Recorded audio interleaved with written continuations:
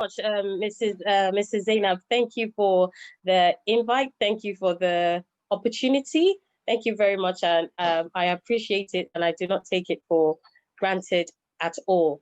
I thank everyone who's joined this afternoon session, all the wonderful, prolific professionals, early years educators, parents, school owners, everyone who's joined. Thank you very much.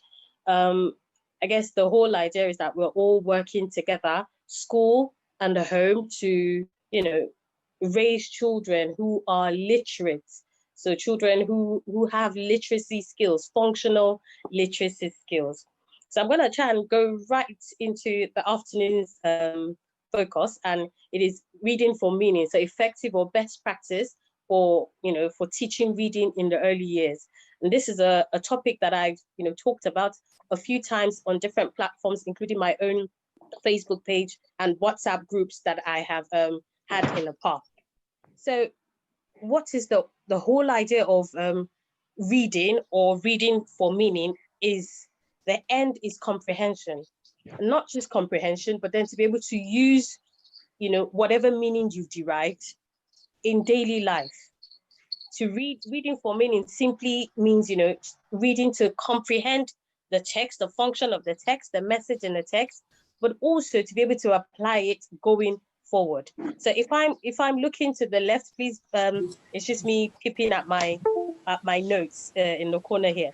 So the idea for children in the early years and primary school is reading for meaning is about them reading to create meaning, reading for understanding, reading to then be able to apply within the context of the text.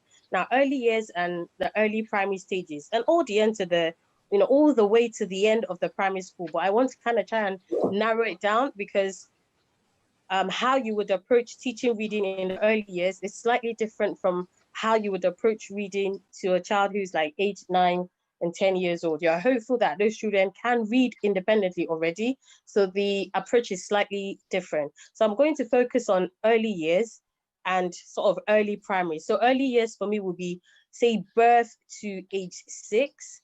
Some countries would push that number to 8, but I will say birth to 6, 7, it depends on the child.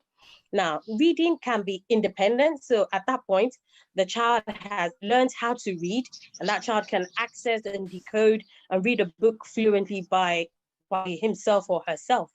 But then in your early years setting, if early years is actually, if we're doing it the right way, if we're not taking 2-year-olds and presuming that they're going to start learning letter names and letter sounds and they're going to start writing, if we're not pushing 3-year-olds to start doing cat, and then start putting it down in writing, if we're actually following, the pedagogy and the methodology that is appropriate for their age, then a 2 and a 3-year-old child, except their geniuses, shouldn't really be reading. And so that's why I've put the exception. If you have a genius child, maybe. But the average 2-year-old, the average toddler, will not be able to read by themselves. So then it falls on the teacher and the parents to then read to that child. So reading can be independent, where you're reading by yourself, but it can also mean that you're actively participating in a read aloud session. So that is where the early years will come in. Now, if you're practicing in the early years, like I said, there will be children who cannot read, but that doesn't mean those children cannot read for meaning. That doesn't mean those children cannot derive meaning from whatever text you share with them. Now, how we approach children at that stage, that early year stage, will have long-term effect on children's perception of reading. It will have a long-term effect on how children approach or see reading. It will determine if children see reading as a chore or something actually profitable and enjoyable. So, we want to create a setting where our children, the toddlers who are not able to read, can still enjoy the message and the idea of a text, which is why I tried not to go too far into the primary, into the upper primary level, kind of limited the early years up until age 6, 7. Now, reading as a literacy skill is not a standalone skill. A child isn't just going to come into school at age 4 and suddenly be able to read. If the child isn't able to communicate, if the child isn't able to listen attentively, listen to engage with what is being spoken. So the 4 literacy skills are listening, speaking, reading, and writing. So a child has to first learn to actively listen to a story being read or being told. The child then needs to be able to communicate their own ideas in relation to a text. And then, after a series of after a series of phonics instruction, then children can then begin to read, aim to read independently, fluently, and confidently. And then writing comes as the 4th skill, which is actually a tricky one on its own. Now, it is important that in that early years where we're trying to still teach reading to children who, in my assumption is that they still cannot read. I'm coming from a place where best practice, those children are not reading. They might be engaging with a book, with a text, with a print to look at the pictures, but they can't read independently. Then the focus shouldn't lie so on teaching phonics. And I know that a lot of schools do this because I'm on a few Facebook groups where, I know that schools and teachers engage in, oh, my 2-year-old can read 4-letter words, and my eyes are popping out like, oh, wow. Or my 3-year-old can decode polysyllabic words. Oh, wow. All the 3-year-olds in your class, but then do they really understand what they're reading? Can they apply other literacy skills to make meaning from the text? Probably not. So the focus shouldn't be on phonics. And in fact, in that early years, the 2, the 3, the 4, we should be doing more phonemic awareness, which has nothing to do with whether a child knows that this is the letter C or the letter A or the letter T. Now, phonics itself, having said that, phonics itself is a powerful tool for us to teach reading in order to get to that end where children are reading independently and creating meaning. But what we can do is that we can apply different types of phonics. So over the past few, say, decades, there's been a focus, a tunnel focus on just systematic synthetic phonics, which is where we teach the correspondence between letters and sounds in order to read. But I think we would still do well to go and include or incorporate other phonics styles. So analytic phonics, where the focus is on the word level. Maybe you have a book that says the cat on a mat. In that book, we already know as teachers that the focus sound is the short vowel sound ah. It means that we can then build a word family of words that start with ah, cat, mat, fat, bat, rat, vat. That is analytic phonics. And honestly, the children do not even need to know that VAT spells VAT, but already they can see the connections in all the words that you're writing on the board or saying to them. We can then use the linguistics approach where we're going to the sound pattern, where words like snail and whale have the same sound A, but they have different graphings that represent them. So what I'm trying to say, and try not too complicated, is we can still bring together systematic synthetic phonics, analytic phonics, and the linguistic, or the one that looks at the speech patterns, bring everything together in order to equip children to be independent readers. Again, every time the end product is that eventually children are reading for meaning. But before children can learn to read for meaning, they have to, first of all, learn to read. So there's a part where children are learning to read, after which they are then able to read for meaning. But even if children can't read, they can still, draw meaning out of the text in a read aloud session. Now, what am I trying to say is reading for meaning itself is also not a standalone end product. You cannot read for meaning if you don't know how to read. You cannot read for meaning if you're not a fluent reader. So if you spend half of the time trying to decode at, cat, at, sat, on, at math. You've already lost. The whole idea of that sentence is lost because you spend all of your brain power. The child has spent all of his or her brain power trying to decode the cat sat on a mat. Compare that to a child who simply reads the cat sat on a mat. It's very clear. It's very fluid. It's very, it's straightforward. And that child can quickly picture a cat sitting on a mat. They can picture what a cat is, what a mat is. Now that goes to the next thing, vocabulary. If a child doesn't have the appropriate vocabulary, age-appropriate vocabulary, you might be shocked that a child will have no idea what mat is.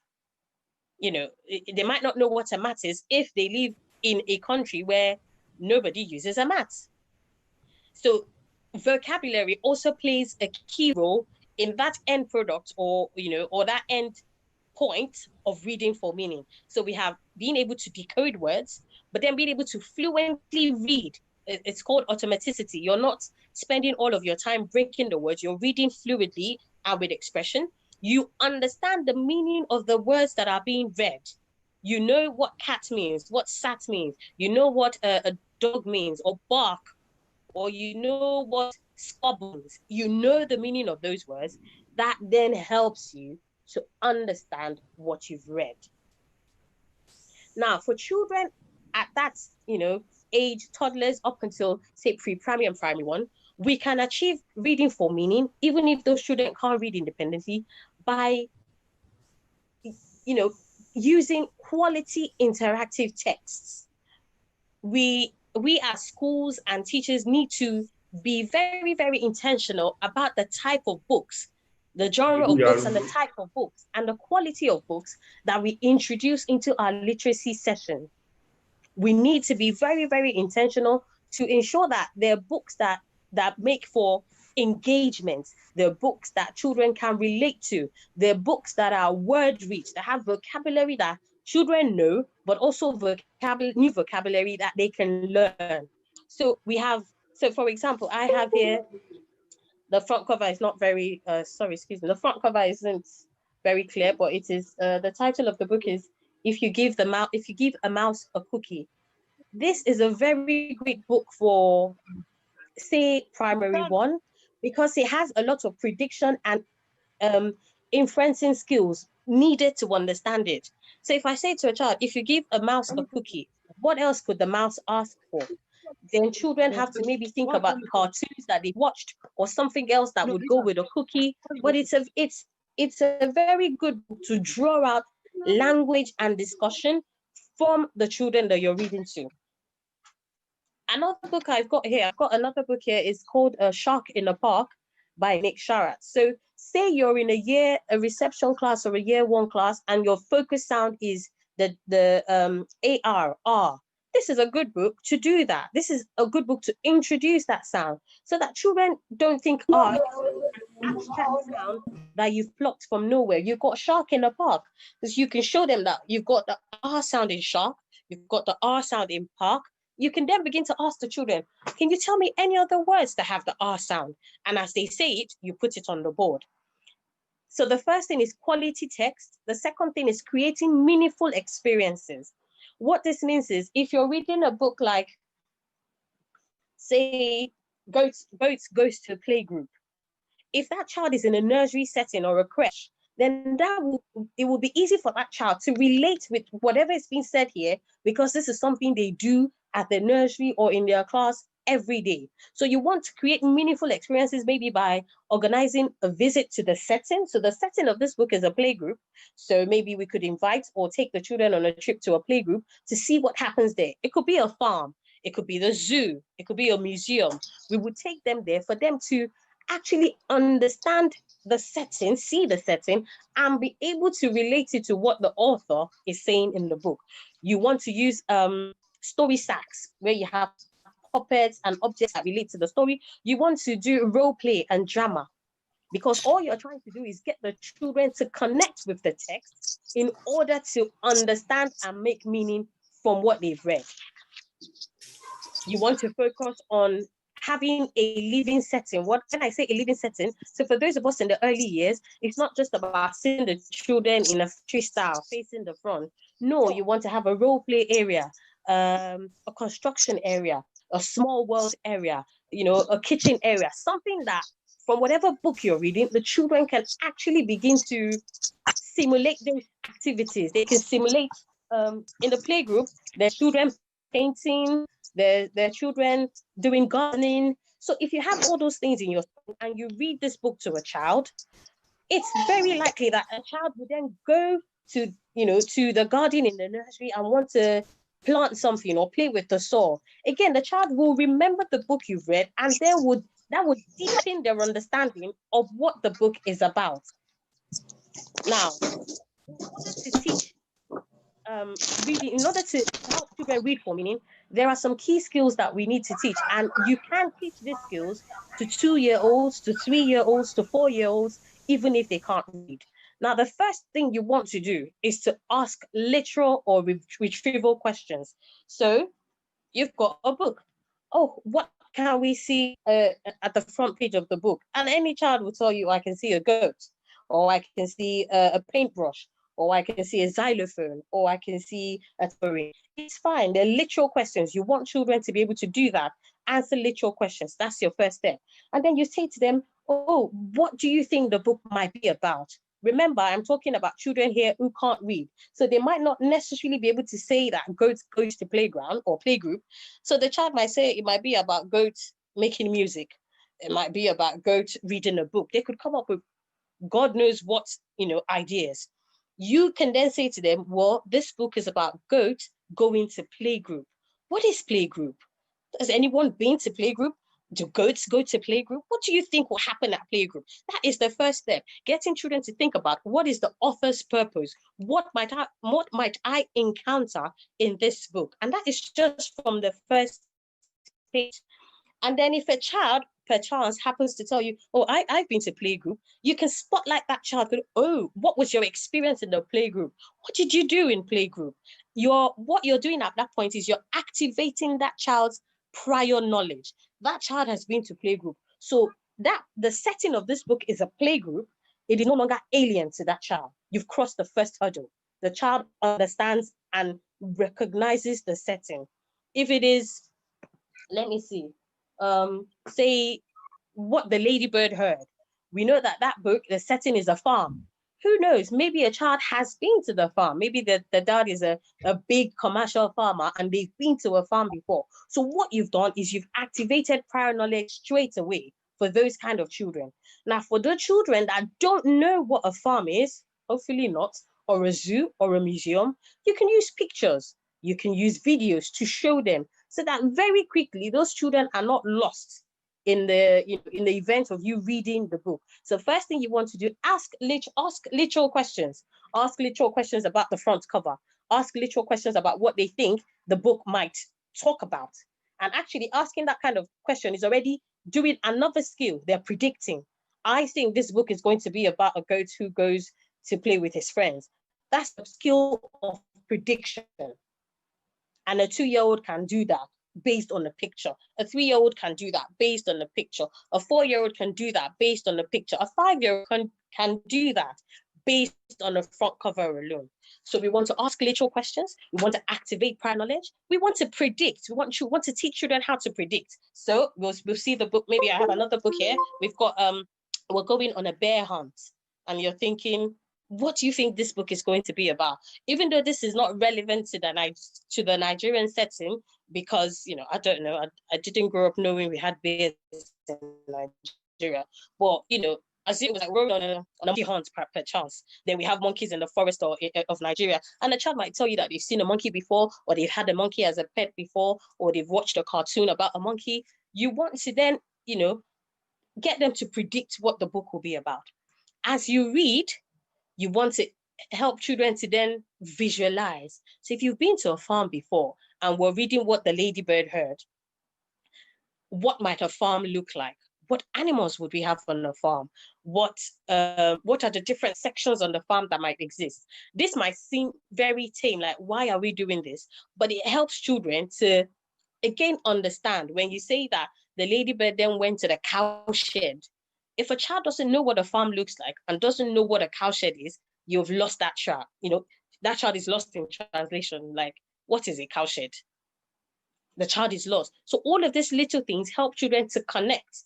You want to also, from what I've just said, make connections to the text. So already for a child who's been to a farm, that's one connection. They can connect with that text because they have been to a farm.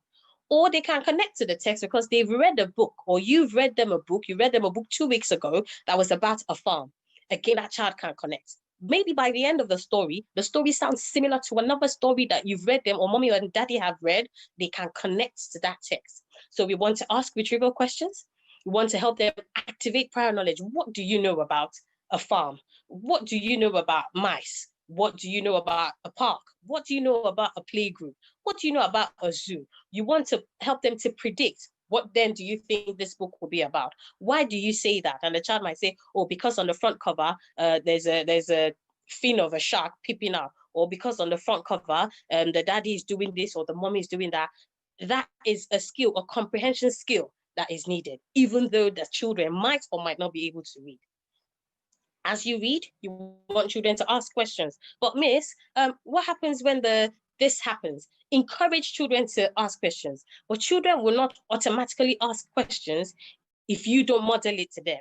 So as you're reading the book, you're saying to them, let's say we're going on a bear hunt and they've gone past the mud.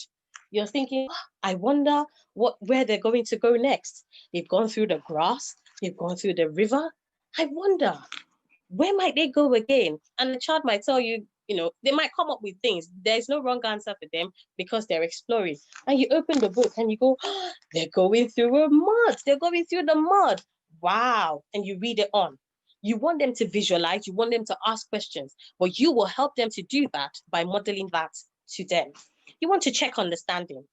If there's a word that, again, it goes back to vocabulary. If there's a word that is unfamiliar to them, as you read that sentence, they will still be lost because one word can make a difference in how a child constructs or understands a sentence. So if you're using words like to a 2-year-old, oh, the methodology and the pedagogy of teaching special education needs is quite expansive, and the child is like, what's happening here? Because all the words you've used, they are way beyond that child's level.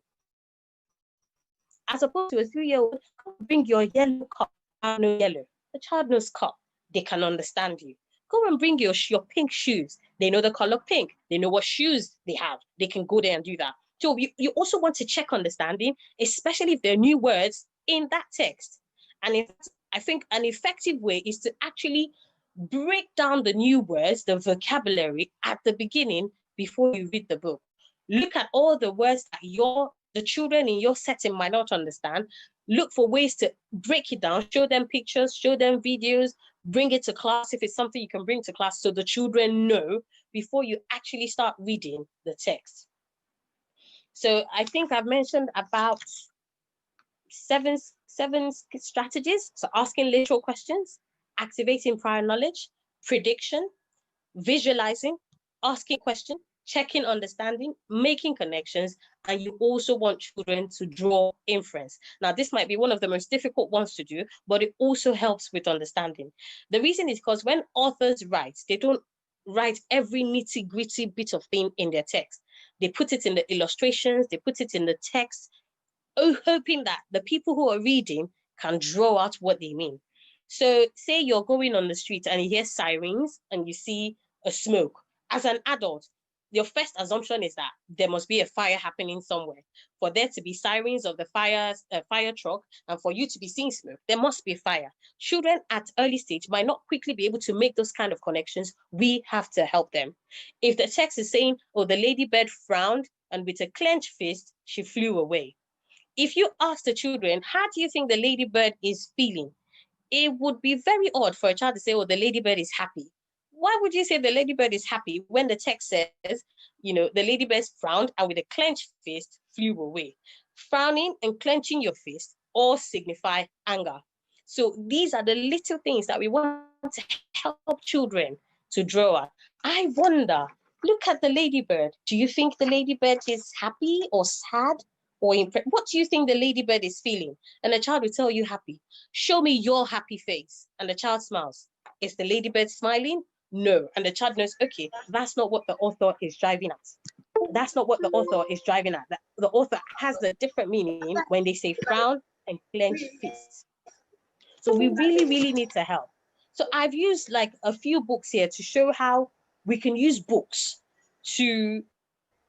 as tools for us to teach those strategies that I've mentioned in order to help children read for meaning. Now, the same scaled down approach is what you would use at the primary level. Obviously, at that point, the children are far more able to read. They're far more able to sort of make connections. So your job is slightly easier. So, you know, the challenge would be the difficulty level of the text that you're using. But all the skills I've spoken about are applicable all the way from early years to the end of primary school. Asking literal questions, asking inferential questions, make deductions, making connections, visualizing, asking questions, predicting. All of those things are the strategies that children will need in order to make meaning, to read meaningfully. Because it is very easy if a child has been taught phonics to read this book, you know, for a 5-year-old who's, you know, a confident reader at age 5 to go, playgroup has begun. Time to have some fun. Cat hangs up her coat. Don't be silly, goat. And then by the time the child reaches to the end, you go, what was the book about? And the child is looking like, I don't know. I shall read it. You get like, I've decoded the words, I've read it. That's it. I don't know what the book is about. I don't know. Meanwhile, a child who's able to read this should be able to tell you that it's just a group of animals at a playgroup doing things that they would do every day. The different activities that will happen in the playgroup. They're learning and they're playing. It's as simple as that. So we want to move away from focus on phonics, just teaching phonics to 2- and 3-year-olds and 4-year-olds, to the detriment of actually teaching them the skills that they need to understand a book, whether they've heard it being read to them or they're reading it themselves.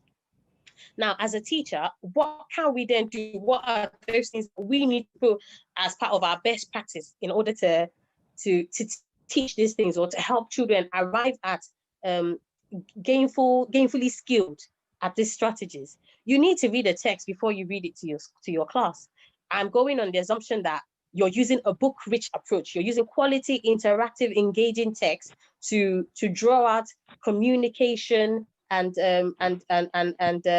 discussion with your children. You need to read the text beforehand, because reading the text beforehand means you can spotlight or highlight the new words that your children don't know, meaning you can teach them. You can spotlight areas that lend themselves to asking prediction or inferring questions. What do you think will happen next? What do you think has happened to this person? How do you think this person feels? You can use post-it notes on your book to highlight it there, so that when you're reading to your class, you're actively modeling the skill, or you're inviting the children to engage with you to display those skills.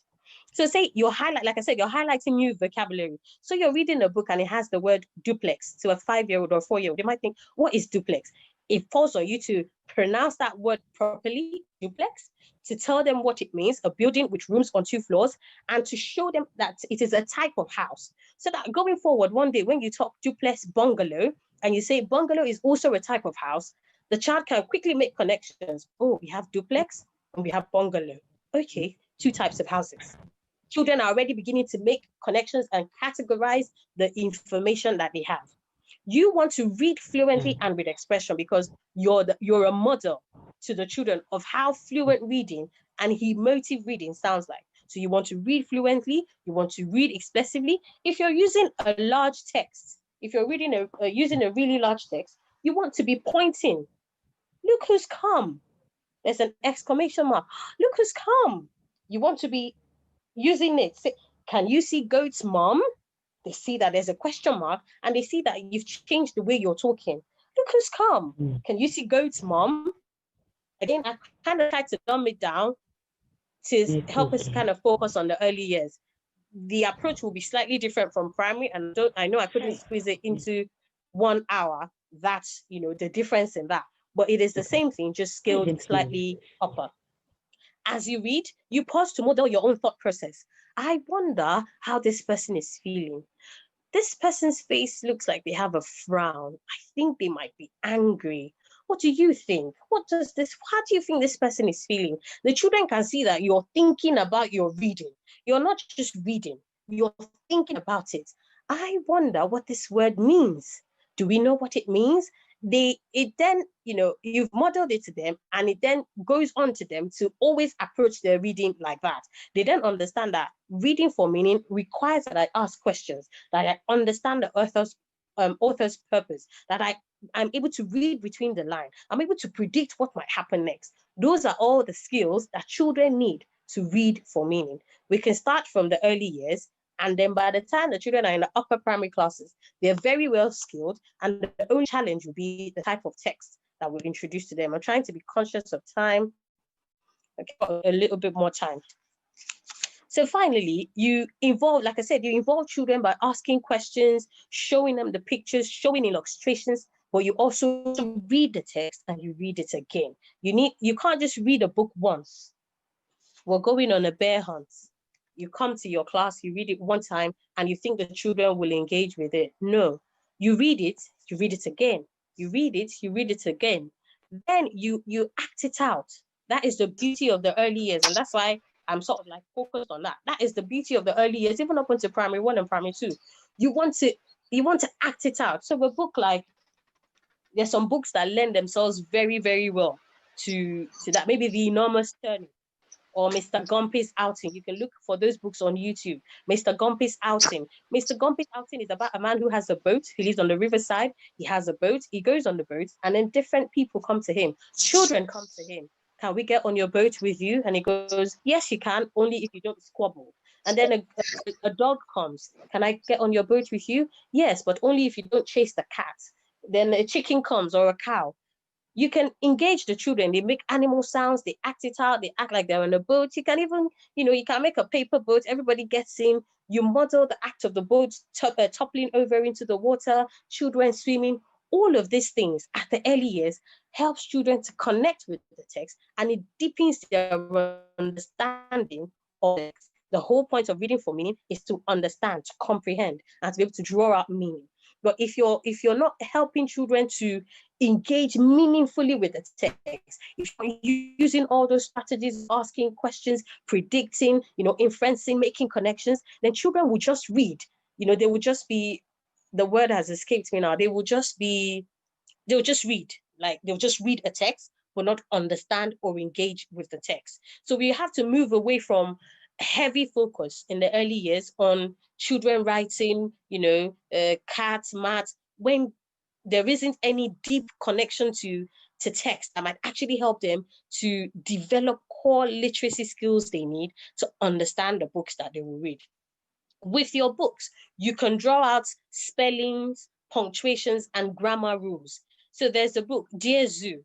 I wrote a letter to the zoo, and they sent me a giraffe, but it was too tall, so I sent him back. Even at a very basic level, I sent him back means, I wrote, happened in the past, I sent him back. That's past tense. You can draw out to the kids that, do you notice that every time they're talking about an animal that the child doesn't like, what does he do?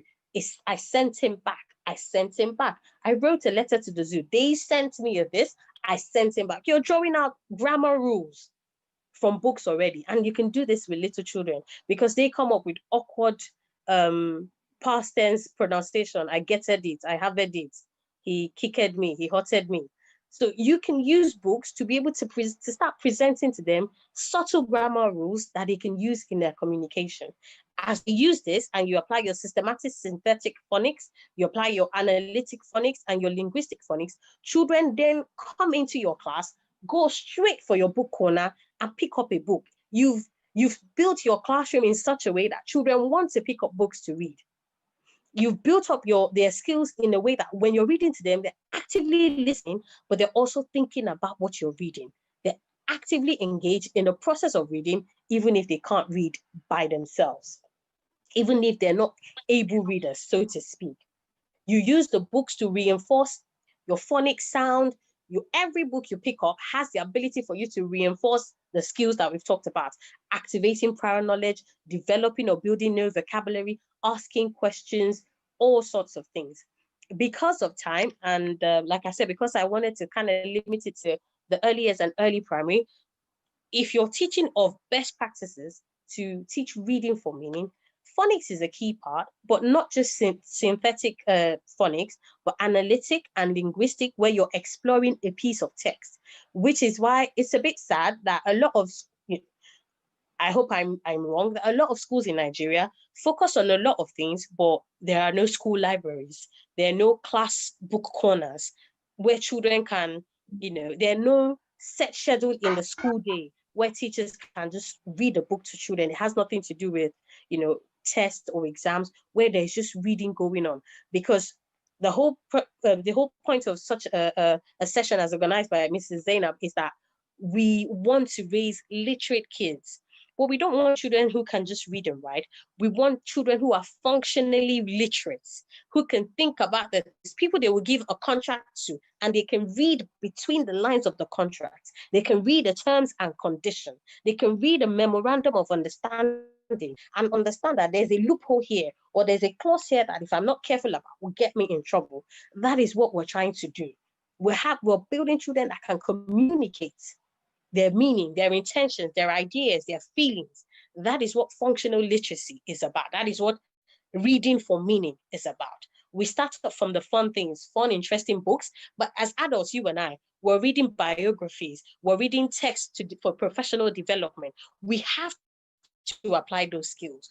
We have to think, we have to ask questions, we have to visualize, we have to understand the vocabulary used in the books that we read. We're reading for meaning. It is the same way with these children. I hope you've gained one or two things. I hope you've been able to, pick out one or two things that you can use. I'm a bit biased on the side of early years. I hope you've picked out a few things that you can use, for your early years setting, that takes you away from this, pressured focus on just children writing in a mechanical way without actually engaging with the text. So thank you very much for listening to me. Again, I hope I've been able to share something new or just reinforce something that you've known before this time. So thank you again, Mrs. Adesanya. I truly appreciate the opportunity. Thank you. Thank you, Mrs. Lola Kuku. I'm very happy that you really went straight to the point, and you've helped us understand that we need to ensure it is not just about teaching children to read. Comprehension is very important. It is, and not just comprehension. They must be able to connect it with their daily experiences. There must be connection, and the reading classes should also activate their thinking, so they guess, they predict, so and while discussing that, I'm looking at integrating the core skills of critical thinking, creativity, Yes. communication, collaboration in the language classroom. So we are not just Oh, looking at yes. reading, just teach Reading, you read, yeah. like, okay, the children come to class, and today we say, okay, today we are reading how do goes to school. Okay, everyone, how do goes to school? How do goes to school? How do return back home and all of that? We really need to, and just as you said, we need more reading corners. We need more libraries. We need, just in our classroom, it doesn't have to, the size does not have to be very large It or doesn't very have to be wide. big. You know, we use boxes in Let's some just have classes. something where Mm-hmm. a corner or somewhere where the children can read, pick up books and read, pick up books and read, and I'm happy, you've just started showing us books, and here, we don't have that, we don't we don't have that number of books all around, but we are just hoping that this discussion today will charge every one of us to start buying books as much as we can, It's and possible, and yeah. yes, and making them available for the children, allowing them to pick more, to select books, read, Books, and yeah. then understand and be able to, because we while we may just think reading. Why are we emphasizing reading? You mentioned Lego documents, and those, Lego documents, they are They get very people in difficult to trouble. understand Mm-hmm. if one is not Yeah. careful. You will Mm-hmm. have signs to what is Oh, the your answer. life away. Yes, you're right, You will ma'am. have put your signature, and the Mm-hmm. content already reads something that is against you. That's Someone it. shared an experience. Was that a year ago or 2 years? It was at a training session for entrepreneurs who wanted to get loan. He Mm, said they were about 8 friends. They became partners, business partners, mm, and they all had an agreement that anyone who decides to opt out of that business will earn nothing, mm, will be given nothing. But I don't know. Maybe just this reading we're talking about. Maybe that was what happened. After mm. about a few years, one of them was pressing that he really wanted to opt Upside. out. The other friends played that with him, but no one told him that Mm. that in the agreement That's form thing. they There's that signed, clause. there Mm, is a clause that he would get nothing. So mm. it wasn't, he did, no one told him. So and he got to the court, and the judge just told him, did you read what you You've signed lost before what you coming to this signed. court? Mm. Did you read? And at that point, everything was lost already. So he lost That's out of the it. business, and that was what he wanted. The court granted him, but the agreement already stated that he You would lose out. earn nothing.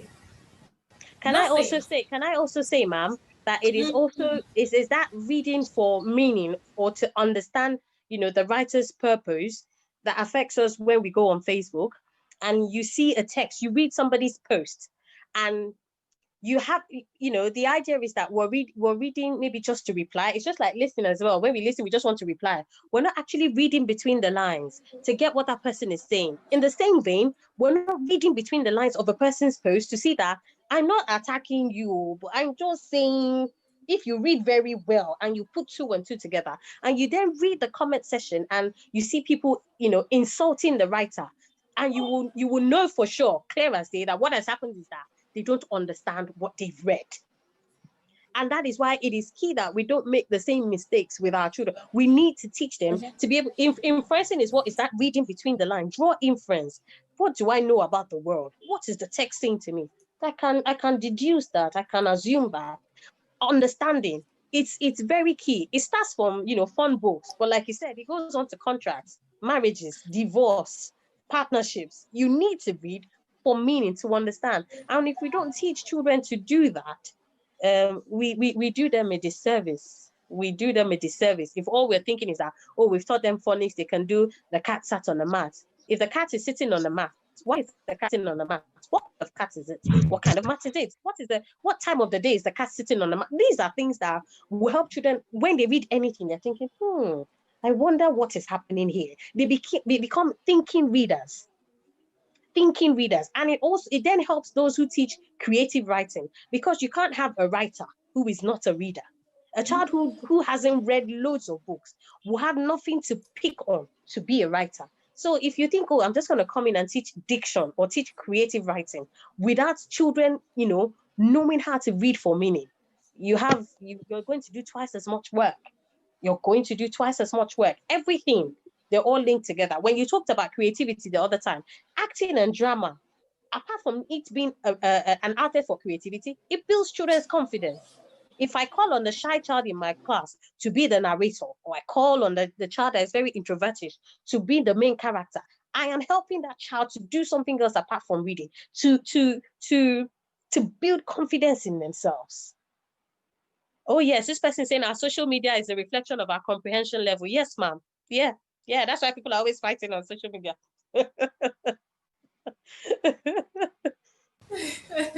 Okay, all right. Thank you so much. There is a Thank question you in the very much. chat box that we should share. You should share more ideas about reading corners. Okay, so reading corners is just so here in the UK, what we simply have is, no matter how small the classroom is, we have a small corner carved out where we have a bookshelf and like soft cushions on the floor where children can go and sit down and read. It's in the early years, it's even more interesting because they don't have tables and chairs. So everywhere in the early years setting is a potential reading corner. But they can go to the book. There must be a bookshelf. If there is no bookshelf, use boxes. In my class right now, we have a bookshelf and boxes, that children can just go into, pick books. The idea is to have a place dedicated to books where children are not restricted. They can go there, pick a book. It will also have digital format of book. So maybe an audio book or a book or audio book or interactive ebook, anything that allows the children to see a text come alive or see a text in action is what you want to do in your reading corner. It's like having a library. That's the simple thing. It's like having a library in your class. Someone is raising a hand. Cousin Fatima, do you have a question?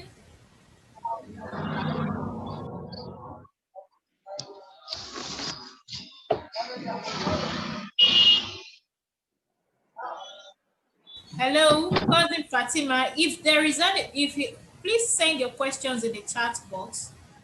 Please use the chat box for your questions. We have about 5 minutes to attend to questions just before Mrs. Kuku's session ends.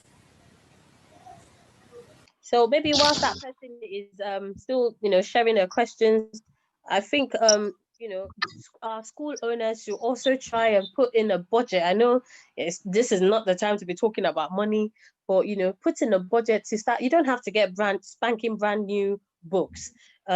You can get used books that are still in good condition. It says, how do you handle children defacing books? To be honest, what then happens, and that's why there should be a collaboration between the school and parents. Some schools here will charge you, just like libraries do, for defacing books. But on the most part, from the early years, we start to teach children how to handle books. We start to teach them how to handle books. This is how you hold the books. We don't throw our books on the floor. This is how we turn our books. So we teach children how to handle books. Just as in my own house, I've had books in my house since my first child was 6 months old, and I can tell you the number of books that have been ripped. So each time I had another child is added to the mix, I have to go through that time of we don't tear books, we don't put it in our mouth, this is how we open it. This is until I have 3, and the youngest is 4, and he knows that he's now at the point where he knows we don't rip books, we don't sit on books, we don't throw it, we don't stand on it. We take care of our books. We finish reading it and we put it on on the bookshelf, on the bookcase. So there will be that element of children defacing books at the start. But if we start early, from the early years, to teach them, that's why those who do Montessori, you can see how they handle their things very gently, how they handle their Montessori equipment gently. That's how you teach children to handle books. So that by the time they get to primary, upper primary, they know already. Now, in that case, there can be a clause in your school, whatever, if you deface a book or it comes back from you ripped, you're paying, 50 naira or 100 naira for it. There must be a consequence, which then helps you to enforce that law. But for the most part, you will have books being defaced. But if it's a school culture where you started to teach very early, it would not be something on a massive scale. It won't be on a massive scale. Unfortunately, I don't think it can be avoided, defacing of books. Thank you. Yes. Any other question? Please, let's have a question. So, someone's saying the quality of printing, grammar, and construction. And that, honestly, that is why, as the school owner or whoever is the librarian or the class teacher, you have to source out the books and read the books first before introducing them. Or there's so many sites online that can give you reviews about books to let you know this is a good book, or this book has swear words, or this book is it's a bit controversial, or this book is talking about this and this. You will know. There are a lot of own authors, because some of these books that I've highlighted they're more like from this part of the world. But I also know, if you go to somebody like the Bookworm Cafe on Instagram, there are a lot of Nigerian authors writing wonderful, beautiful books for our own children, with our own kind of, people that our children can relate with. So, those ones then might be slightly more expensive, but, it's a balance. It's a balance. It says for local schools where I think, you know, with that question, how schools collaborate with parents, you can do workshops. They can be free. You can do workshop for parents. It's all about what is the ethos of the school, you know, what the school aims to. If you're simply a money making, you know, school, you might not be interested in collaborating with parents. But if you're really interested in the future of the children, then you have non-governmental organizations that can help you with workshops for parents, that can help you with free sessions, that can even give you free books, you know, that can deliver books for you. There's a organization here in the UK that can get free books down to Nigeria, but then you have to show that you're doing it for charity, that you're not going to make a profit out of it. It has to go to a school or a group of children, but then you have to pay for the shipping from here to Nigeria, which is a bit pricey. But there are things like that if one can. Or if you're a local school, you can crowdfund. People do GoFundMe or crowdfunding. You know, go out there that this is a local school. We want to make books available for these children. We need £1,000 to start off a library. People will gladly donate. What time of the day is best to read for children? In the early years, what we usually do, we do it in the morning and we do it before the children go home at the end of the day. We even do it as a behavior management strategy. If the children are becoming too excitable, all right, guys, you jingle a bell, come on, story time, and it just calms them down. So there isn't any wrong time of the day to read to children. There isn't any wrong time. I always advocate for the beginning of the day and the end of the day to read to children, beginning and the end. In the upper primary, I do beginning of the day, when you come back from lunch, when their energy is still very high, when you've come back from lunch, and at the end of the day. And what I'm saying takes you literally like 10 minutes tops to do, and then you're done.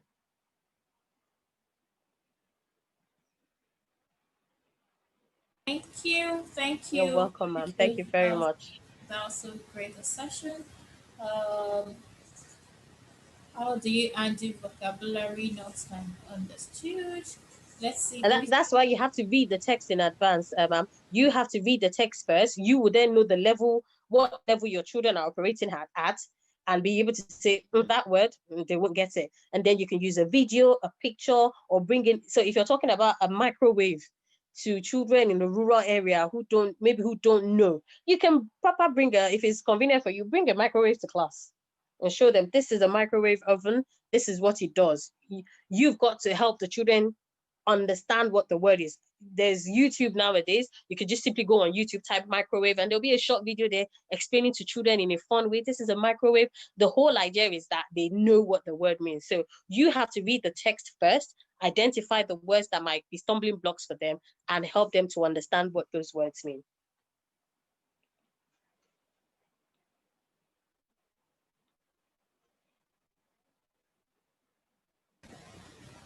All right. Thank you. Thank you very much. Thank you so much. Thank you for your time. Thank you for putting this together with us. We hope and we look forward to having more engagement with you. Thank you very much. This is an area of discourse that we just can't keep quiet about it. We can't just say, we're tired, or we don't say anything. I told someone yesterday that, okay, if I say, okay, I'm a professor of mathematics, I'm a professor of this or whatever, and if my child does not have teachers who are very good at what they teach, you know, it means then whatever thing I am, you know, it's like nothing, because there is since there is no structure that can retain those values, that's it.